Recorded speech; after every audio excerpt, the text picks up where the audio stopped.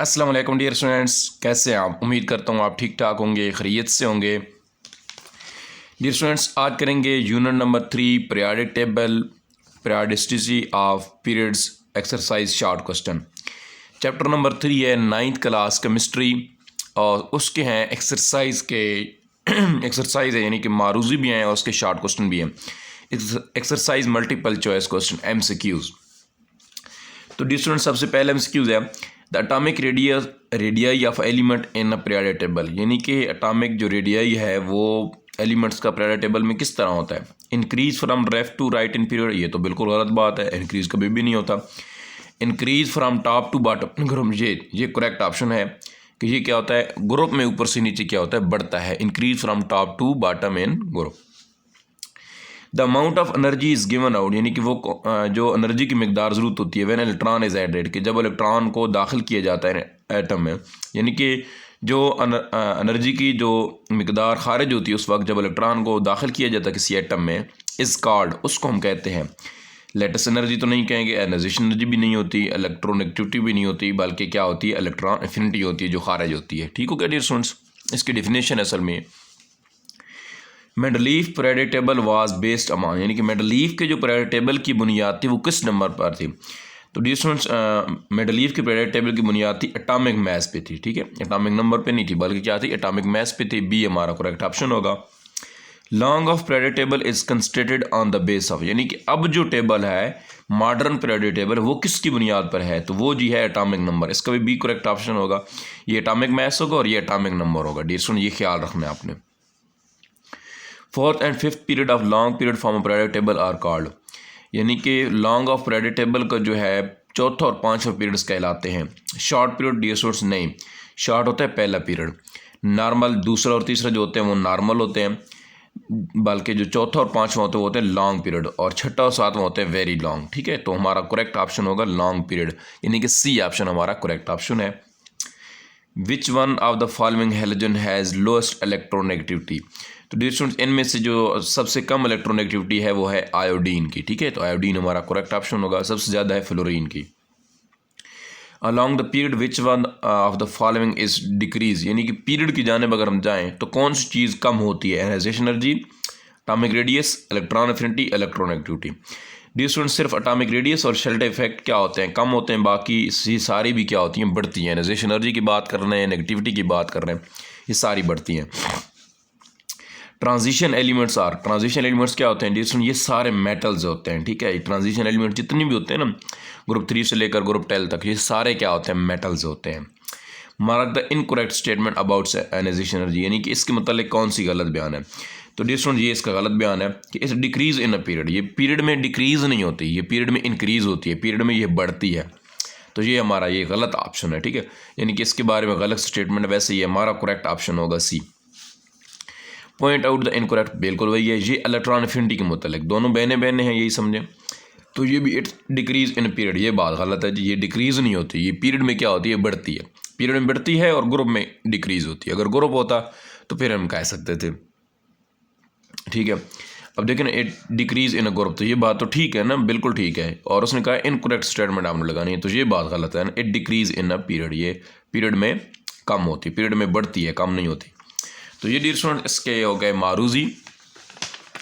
अब इसको देख लेते हैं डियर स्टूडेंट्स, एक्सरसाइज के जो हैं शॉर्ट क्वेश्चन देख लेते हैं, उसमें क्या कहता है।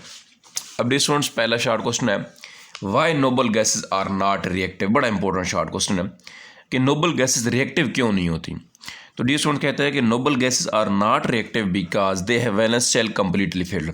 बहुत सिंपल सी चीज़ है, बेशक आप कर दें इतना, दे हैव 2 और 8 electron in their valence shell, बस इधर तक कर लें, कंप्लीट हो जाएगा। कि नोबल गैसेस इसलिए रिएक्टिव नहीं होती कि इनको जो आखिरी शेल होते हैं वैलेंस शेल, वो होते हैं मुकम्मल होते हैं, उनको मजीद इलेक्ट्रॉन की जगह उनके पास नहीं होती कि उनके अंदर समा सकें। इस आगे लिखो, बेशक अब यहाँ तक कर लें, फिर बेशक आगे में ये बता लेंगे therefore they do not gain और लूज शेयर इलेक्ट्रॉन, इसलिए वो इलेक्ट्रॉन हासिल या खारिज या किसी के साथ शेयर नहीं कर सकती। Why caesium atomic number 52 require little energy to release 1 electron present in outermost orbit, यानी कि सीजियम को जिसका अटोमिक नंबर 55 है उसको बहुत कम एनर्जी की ज़रूरत क्यों होती है कि वो अपना आखिरी शेल में से इलेक्ट्रॉन निकाले। तो डियर स्टूडेंट्स, जिसका भी एटॉमिक नंबर बड़ा होगा यानी बड़े साइज़ के एटम होंगे, उनके जो आयनाइजेशन एनर्जी की वैल्यू होगी वो कम होगी, ठीक है। उसका शेल्डिंग इफेक्ट बहुत ज़्यादा होगा, जिसकी वजह से बैरूनी शेल पर जो कशिश है वो न्यूक्लियस की वो बहुत कम हो जाएगी, जिसकी वजह से हमें इलेक्ट्रॉन को निकालना आसान हो जाएगा। कहते हैं caesium require little energy because, क्योंकि इट हैज़ ग्रेटर साइज, बड़े साइज़ का एटम है, मोर शेल्डिंग इफेक्ट, जब शेल्डिंग इफेक्ट ज़्यादा होगा, and low ionisation energy due to which hold the inner nucleus on valence shell, ठीक है, जिसके साथ वो जुड़ा होगा। तो सिंपल यही कह दें कि इसलिए लिटर एनर्जी होती है क्योंकि उसका जो एटॉमिक साइज़ है वो ग्रेड ज़्यादा है, शेल्डिंग इफेक्ट ज़्यादा है, और आयनाइजेशन एनर्जी वो क्या है वो बहुत कम है, जिसकी वजह से बैरूनी शेल को इलेक्ट्रॉन निकालना बड़ा आसानी से निकाल सकते हैं।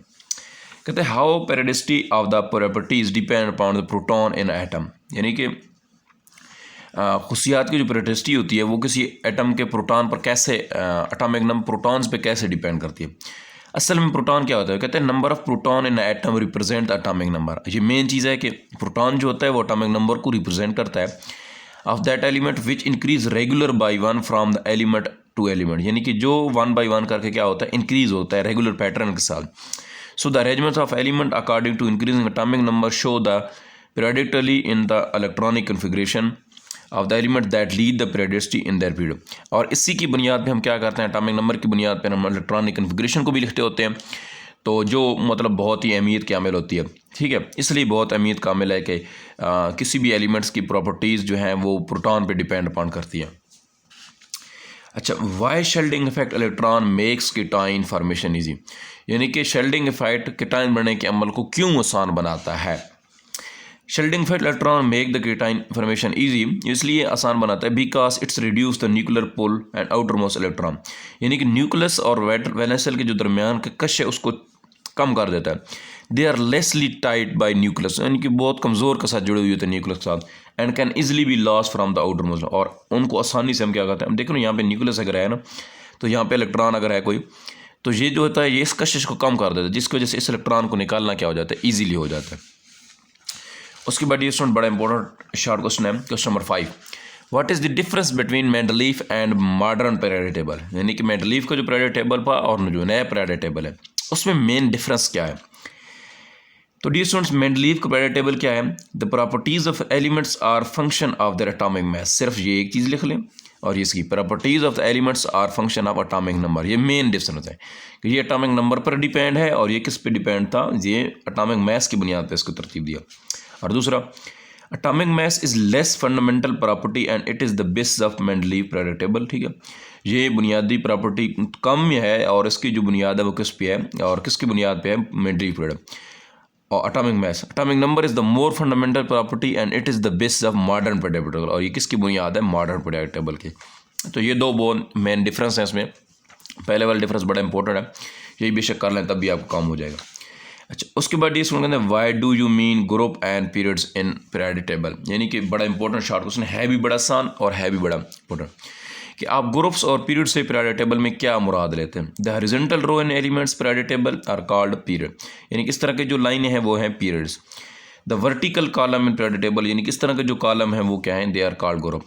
These are 18 group in the long of periodic table and they are study from top to bottom, उनको हम ऊपर से नीचे पढ़ते हैं, और ये टोटल कितने 18, और एलिमेंट्स पीरियड्स कितने हैं वो टोटल 7 है, टोटल 7 पीरियड्स हैं इन पीरियोडिक टेबल में, और 18 क्या हैं ग्रुप, 18 ग्रुप्स हैं, ठीक है। तो ये हॉरिजॉन्टल जो रोज हैं एलिमेंट्स की उनको हम क्या बोलते हैं, पीरियड्स, और जो वर्टिकल कॉलम्स हैं पीरियोडिक टेबल में एलिमेंट्स के वो होते हैं ग्रुप होते हैं। उसके बाद डिस्कशन कहते हैं why and how elements are arrange in 4th period, कि किस तरह से चौथे पीरियड्स को तरतीब दिया गया है, चौथे पीरियड्स के एलिमेंट्स को। कहते हैं द एलिमेंट्स, बिल्कुल जी ये गलत लिखी हुई है जी, ये नहीं है, ठीक है।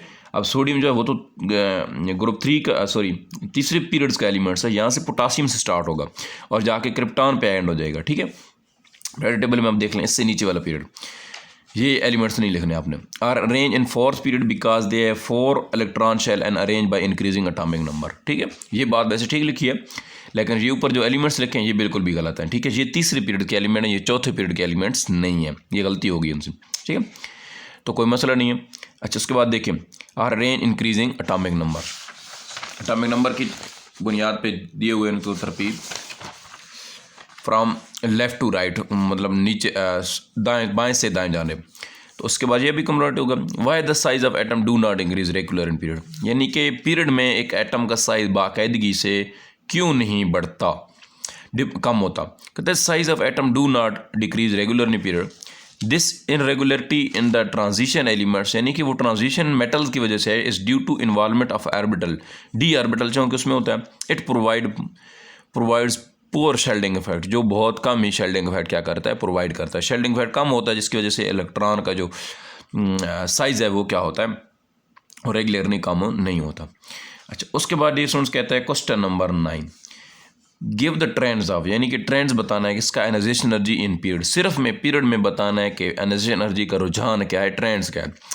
Ionisation energy increase from left to right in a period and decrease from top to bottom in a group. तो डियर स्टूडेंट ये पूरी चीज़ स्टेटमेंट याद रख लें कि ये जो पीरियड्स में होते हैं दाएं से बाएं जाने में क्या होती है, बढ़ती है, जबकि ग्रुप में ऊपर से नीचे क्या होती है, कम होती है। तो बड़ा इंपॉर्टेंट शॉर्ट क्वेश्चन है ये भी, इसको अच्छी तरीके से याद रखिएगा। तो डियर स्टूडेंट टोटल इसके 9 शॉर्ट क्वेश्चन हैं और बाकी हैं इसके एमसीक्यूज़ की हैं। तो मोस्टली जो है लाजमी एक्सरसाइज वाले 100% ये जो है एक्सरसाइज सारे नहीं आते शॉर्ट क्वेश्चन, आपने दरमियान से भी डिफिनेशंस करनी होंगी, ठीक है, इसको भी करना होगा, इनको भी और उनको भी करना होगा। और मोस्टली जो होते हैं एमसीक्यूज़ वो तो एक्सरसाइज में से ही आते हैं, इसको तैयार कीजिएगा। तो डियर स्टूडेंट्स मिलते हैं अपनी नेक्स्ट वीडियो में, अपना बहुत सारा ख्याल रखिएगा, अल्लाह ने के बाद।